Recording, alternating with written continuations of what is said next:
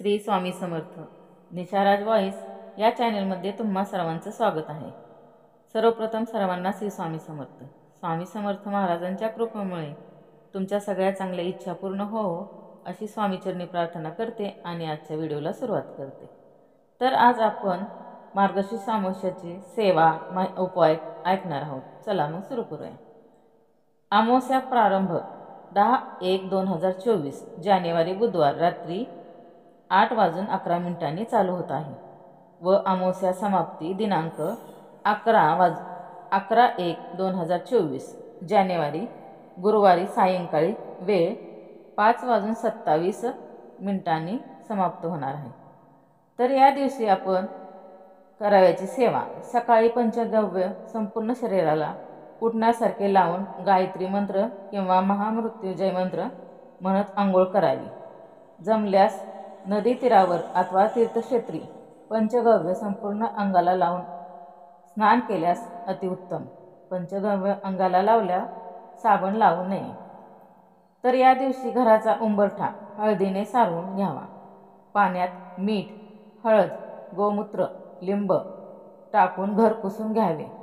सर्व यंत्र वाहने घर स्वच्छ करून नारळ 7 वेळा उतारा करून फेकून देणे आणि घरच्या व आपल्या सुरक्षिततेच्या साठी उजव्या हातात पिवळी मोहरी घेऊन 11 वेळा कालभैरव अष्टक व 11 वेळा वेदोक्त वल्गासुक्त म्हणून घरात सर्वत्र टाकल्याने घराचे वाईट शक्ती, करणी, भानामती व इतर सर्व बाधेपासून संरक्षण होते।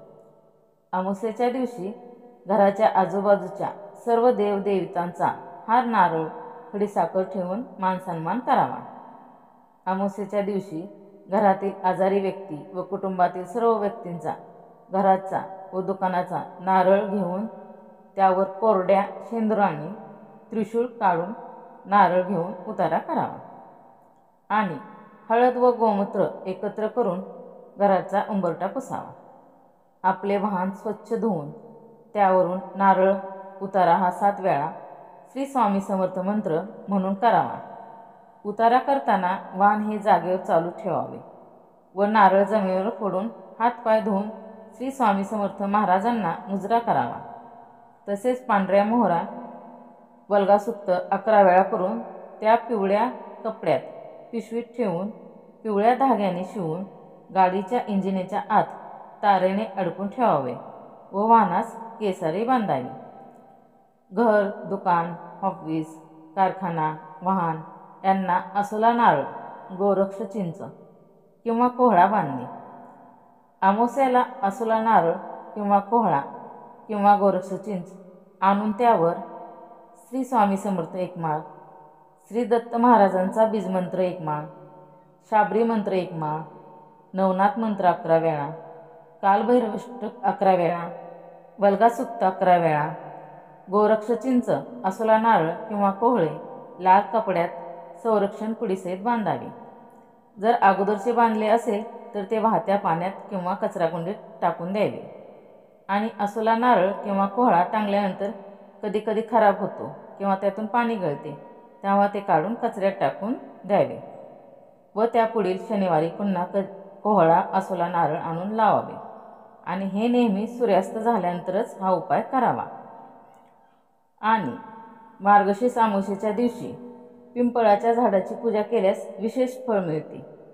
सूर्योदयाच्या वेळी पिंपळाच्या झाडाला दूध आणि पाण्याने पाणी द्यावे। नंतर 5 प्रकारची मिठाई ठेवावी। यानंतर हळद, कुंकू, अक्षता, फुले इत्यादींनी पूजा करावी। पूजेनंतर 11 वेळा परिक्रमा करून आपली मनोकामना मागावी। यानंतर सूर्यास्ताच्या वेळी तुपाचे 5 दिवे लावावे। असे केल्याने आपल्याला पितरांचा आशीर्वाद प्राप्त होतो आणि कुटुंब सुख, शांती, समृद्धी नांदते। मार्गशीर्ष अमावस्येच्या रात्री काळ्या कुत्र्याला तिळाची चपाती द्या। यानंतर वाहत्या पाण्यात 5 फुले, लाल फुले आणि 5 दिवे सोडा। असे केल्याने धन मिळण्याची शक्यता निर्माण होते आणि शत्रूही शांत होतात। धार्मिक मान्यतेनुसार या उपायाने व्यक्तीच्या जीवनातील अनेक संकटे दूर होतात। तर माझी ही माहिती आवडली असेल तर माझ्या चॅनलला लाईक, शेअर, सबस्क्राईब नक्की करा. धन्यवाद. श्री स्वामी समर्थ. जय जय स्वामी समर्थ.